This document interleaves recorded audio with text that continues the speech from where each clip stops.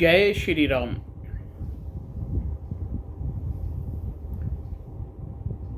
आज हम एक ऐसे व्यावहारिक शब्द पर बात करेंगे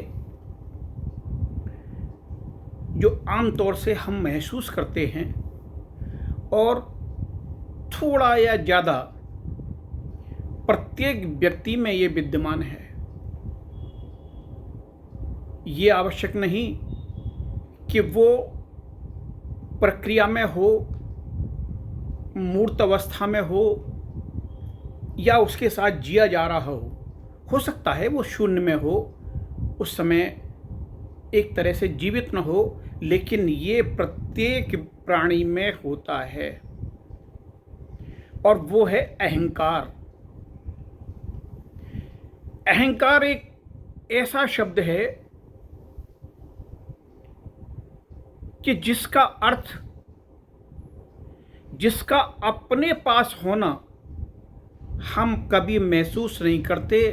इसकी महसूस होने की तो अभिव्यक्ति सामने वाले से नज़र आती है। इसको दूसरा व्यक्ति ही समझ सकता है कि ये व्यक्ति अहंकार युक्त है या अहंकार मुक्त है। अहंकार के साथ जीना ये दो तरह से होता है। एक तो ऐसा अहंकार, लेकिन अगर हम उसको सात्विक रूप में लेंगे तो वो अहंकार कहीं हमारे व्यक्तित्व पर प्रभावी नहीं होगा। प्रभु के प्रति सेवारत रहने का एक तरह से अहंकार, लेकिन शब्द बिल्कुल नकारात्मक है। इस शब्द को हम यहाँ इस्तेमाल नहीं कर सकते, लेकिन उसकी अभिव्यक्ति। और दूसरा सकारात्मक,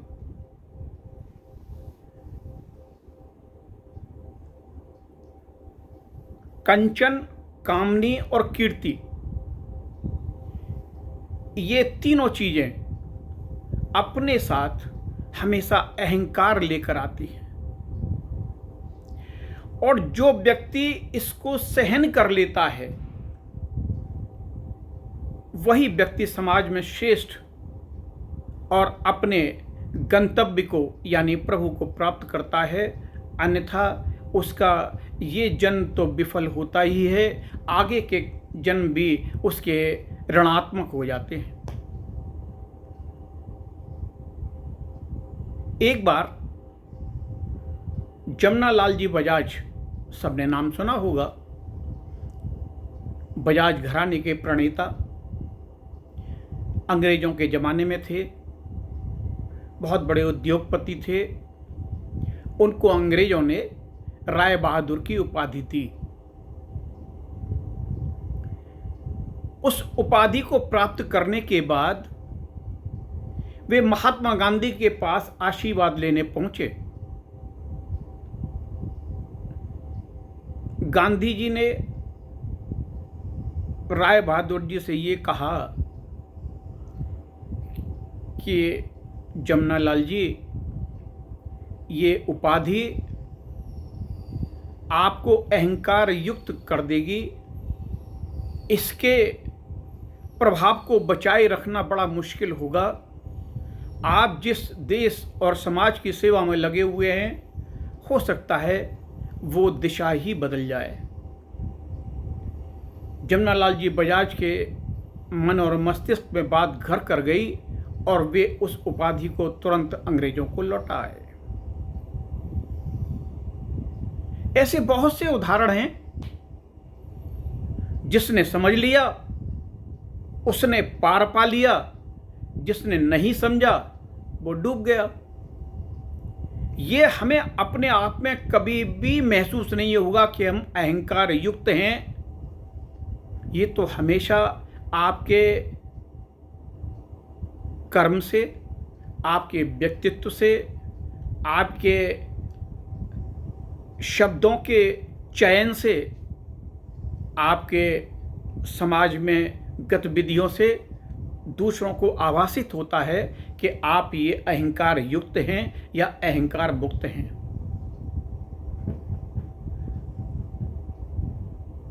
गांधी जी ने विनोबा जी को एक पत्र लिखा।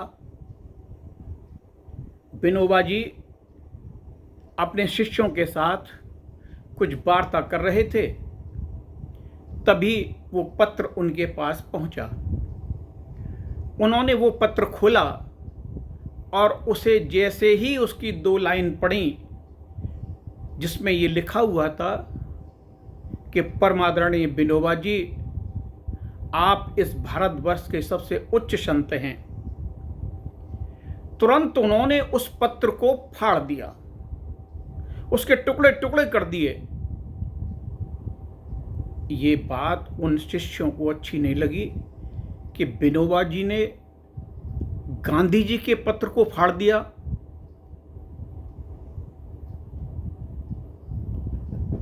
उन्होंने हिम्मत जुटाकर शिष्यों ने अपने गुरुजी से कहा कि गुरुजी, ये ऐसा क्यों किया? बोले, गांधी जी ने मेरी प्रशंसा की थी, जो कि मुझे, अगर ये पत्र मेरे पास रहेगा तो पुनः बार बार पढ़ने का इसका मन करेगा और वो काल मेरे लिए ऐसा बन जाएगा कि मेरी बुद्धि को भ्रमित कर देगा। मैं जिस मार्ग पर चल रहा हूं उस मार्ग से भ्रमित हो सकता हूं। अच्छे अच्छे संत इस कंचन, कामनी और कीर्ति से अपने पथ से च्युत हो गए हैं। उनकी आसक्ति दिन प्रतिदिन इनमें बढ़ती जा रही है। संत शब्द अपने आप में फीका सा लगने लगा है। जहां भी अपने मन के प्रतिकूल कोई बात हुई, तभी गुस्सा या बड़बोलेपन का एहसास दूसरों को कराने लगे। ये अक्सर देखा गया है। एक संत अपने शिष्यों को शिक्षा देने के अंतिम चरण में थे और वो दिन भी आया जब उन्होंने अपनी शिष्यता से, अपने गुरुकुल से उनको मुक्त करने का दिन आया। तो सबको एक साथ खड़ा किया और उन्होंने कहा कि शिष्यों, जितनी शिक्षा नैतिक, सामाजिक, आध्यात्मिक और किताबी शिक्षा जितनी भी हो सकती थी वो मैंने आपको दी। अब आप जाकर अपना, परिवार का, देश का, समाज का कल्याण करो और अगर कोई प्रश्न अभी भी मन में रह गया हो तो मुझसे जाते जाते पूछ लो। तो एक शिष्य ने उनसे कहा कि गुरुदेव, हम जा तो रहे हैं आपके आश्रम को छोड़कर, लेकिन हमें एक प्रश्न का उत्तर दे दीजिए कि हमारी मुक्ति का मार्ग क्या है।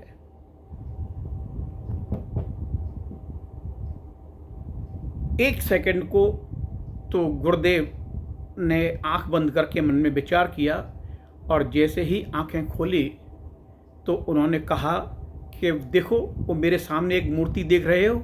हाँ जी सर। तो जाओ, बारी बारी से सब लोग उस मूर्ति को माला पहना कर आओ। शिष्य आज्ञानुसार गए और उस मूर्ति को सबने माला पहनाई और लौटकर आ गए। फिर उन्होंने कहा कि अब बारी बारी से जाओ और इस मूर्ति में एक एक जूता मार कर आओ। अब शिष्य बड़े हतप्रभ रह गए कि गुरुजी ने क्या आदेश दिया है, लेकिन गुरुजी के पक्के शिष्य थे, उनकी आज्ञा को सिरोधार्य करना था। तो उन्होंने सब बारी बारी गए, एक एक जूता मार कर लौट आए। जब लौट आए तो उनमें से एक शिष्य बोला, गुरुजी, इसका अर्थ अब भी हम नहीं समझ पाए, ये क्या मतलब था? बोला जिस दिन आपको अपने जीवन में माला पहनने का अभिमान और मान और जूता खाने का अपमान से मुक्ति मिल जाएगी, उसी दिन आप मुक्ति का मार्ग प्राप्त कर लेंगे। यह सबसे बड़ी व्याधा मान और अपमान ही तो है। यह हमें भ्रमित करने वाला रास्ता मान अपमान का ही तो है। हमें हर वक्त हर क्षण यही विचार करना है कि हम कहीं उस धारा में तो नहीं बह गए। हमें ईश्वर ने कुछ नवाजा है, कुछ दिया है, तो उस पर इतना हम गर्व तो नहीं करने लगे कि जो दूसरों को नुकसानदायक हो। दूसरों को जरूरी नहीं है कि भौतिक रूप से उसको कोई प्रताड़ना दे रहा हो सकता है मन वचन कर्म से उसको आहत कर रहा हो। यही बहुत बड़ी एक क्रिया है और यही अभिमान का, अहंकार का एक हिस्सा है। तो मैं समझता हूं कि इस चीज को समझने के लिए आदमी को प्रैक्टिकल होना चाहिए। प्रैक्टिकल कैसे? जैसे हम किसी भी स्थिति में रहें, हमें कितने भी भौतिक अवयव प्राप्त हो जाएं, हम कितना भी धन संग्रह कर लें, कितनी भी हमें बाकुपटता आ जाए, तो हम कभी भी अपने जिस मार्ग को लेकर चले थे, अपने शब्दों के द्वारा, अपने किसी कर्म के द्वारा हम किसी को कहीं भी कोई कष्ट न दें। ये ही निराभिमान होने का एक मूल मंत्र है। गांधी जी को कहाँ से, जब वो उनको आहत किया गया, जब जोहान्सबर्ग दक्षिण अफ्रीका में उनको प्रथम क्लास के डिब्बे से उठाकर अंग्रेजों ने फेंक दिया कि ए काले व्यक्ति, तो इस कंपार्टमेंट में बैठने के काबिल नहीं है, और उनको प्लेटफॉर्म पर फेंक दिया, तो वो अपमान उनको एक ऐसे मान की ओर ले गया जहां उन्होंने, जिनका पूरा जीवन चरित्र आप सबने पढ़ रखा है और देख भी रखा है। तो मान और अपमान से वैसे बचना बहुत कठिन काम है। काम कठिन ही नहीं, असंभव सा है। लेकिन कभी कभी जो बुद्धिमान होते हैं वो इस चीज को देखकर, उनमें कितना भी अभिमान हो, लेकिन जब किसी ऐसे व्यक्ति से मिलते हैं ना, कि जब सब चकनाचूर मन का गुरूर हो जाता है, तो तब ये उस क्षण ये महसूस होता है कि हाँ, हम बड़े अभिमान में थे, हम अपने बल के अभिमान को बहुत बड़ा समझ रहे थे। अच्छा, यहाँ एक बात बताता हूँ मैं आपको। एक बार राजा अज थे दशरथ जी के पिताश्री। वो जंगल में दोपहर के समय संध्या कर रहे थे और अपनी वंदना में रत थे, आंखें बंद थी। उधर से कहीं रावण आया और रावण युद्ध का मंतव्य लेकर आया कि मैं राजा अज से जाकर युद्ध करूंगा। अब आप कहेंगे तो रावण तो राम के जमाने में था, रावण कहाँ, राम के पिताश्री दशरथ के पिताजी अज के जमाने में कहाँ से आ गया? हाँ, रावण तब भी था, वही रावण था। रावण की उस समय आयु त्रेता में बहुत लंबी हुआ करती थी और आदमी का जो शरीर सौष्ठव था वो बहुत लंबा होता था, जिसे हम आज की डेट में कह देते हैं बुढ़ापा आ गया, ऐसा शायद ही हो पाता था। तो वो थोड़ी दूर खड़ा हो गया और वो उनकी वंदना को देखने लगा, और जैसे ही राजा अज की वंदना समाप्त हुई तो आंखें तो उनकी बंद थीं, तो उन्होंने अपने लोटे से, जो कमंडल पास में रखा था या लोटा रखा था, ये तो मैं नहीं कह सकता, उसमें से जल अपने हाथ में लिया और जो सामने की तरफ जिसको गिराना था सूर्य की तरफ देखकर, उसको उन्होंने पीछे फेंक दिया। रावण बड़ा सशंकित हुआ। ये कैसी पूजा है, ये कैसी वंदना है, इतना भी नहीं जानते कि जल कैसे चढ़ाया जाता है और कैसे अर्पित किया जाता है। इन्होंने तो उठा के पीछे फेंक दिया, क्यों ना इनसे पूछा जाए। तो वो अहंकारी रावण, मद में चूर, जिसको किसी भी तरीके का, रावण में 99 अच्छाई थी, रावण से ज़्यादा अच्छा व्यक्तित्व, रावण से ज़्यादा कोई पांडित्य किसी में नहीं था उस समय समकालीन।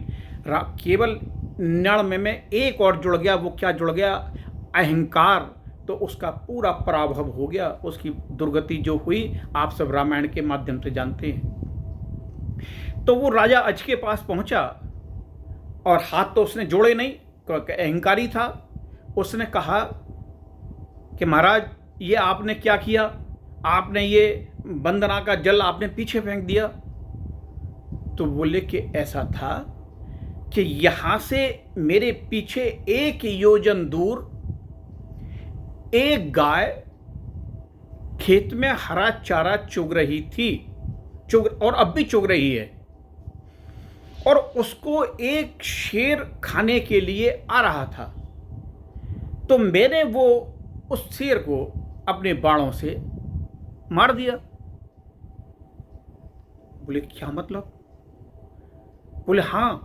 तो बोले आपने तो जल फेंका था, बाण कहाँ फेंके थे? बोले यही वंदना के जल में यही तो है कि जो आप इच्छा करें वो बन जाता है। उसने कहा ये राजा जाने किस तरह की बातें कह रहा है, मैं जाके देखूं। तो रावण 1 योजन पैदल चलकर वहां गया और क्या देखता है कि वो एक गाय अब भी हरा चारा खा रही है और पास में बाणों से बिंधा हुआ एक शेर मरा हुआ पड़ा है। उसने उसी समय वहीं से राजा अज के हाथ जोड़े, नमन किया, और उस क्षण उसका अहंकार शून्य हो गया। क्योंकि अहंकारी व्यक्ति कभी किसी के हाथ नहीं जोड़ता, अगर जोड़ता भी है तो उसमें उसका अभिमान छुपा होता है। वो बस एक फॉर्मेलिटी, इंग्लिश में ही कहना पड़ेगा यहाँ, एक औपचारिकता करता है। तो वो वहाँ से बिल्कुल विनीत भाव से उनका नमन करके वहीं के वहीं वो लंका चला गया। तो कभी कभी ऐसे क्षण आते हैं इस समाज में कि अहंकारी व्यक्तियों की ऐसी जगह, ऐसी क्रिया, ऐसे व्यक्ति, ऐसे संत से मुलाकात होती है। जीवन में ऐसे क्षण भी आते हैं जहां उनका अभिमान लगभग शून्य हो जाता है। तो मैंने टूटे फूटे शब्दों में आज आपको ये छोटी सी अहंकार के संबंध में वार्ता रखी। ये वार्ता तो काफ़ी लंबी है और इसको मैं और तरीके से रखना चाहता था, लेकिन मैंने जैसी रखी है कुछ थोड़ा सा अंश आपको कहीं ना कहीं प्रेरित करेगा। धन्यवाद। जय श्री राम। अगले रविवार को पुनः आपकी सेवा में प्रस्तुत होऊंगा। कोई ना कोई ऐसी चीज़ मुझे प्राप्त होगी तो मैं उस पर आपको एक दिशा ज्ञान दूंगा। जय श्री राम।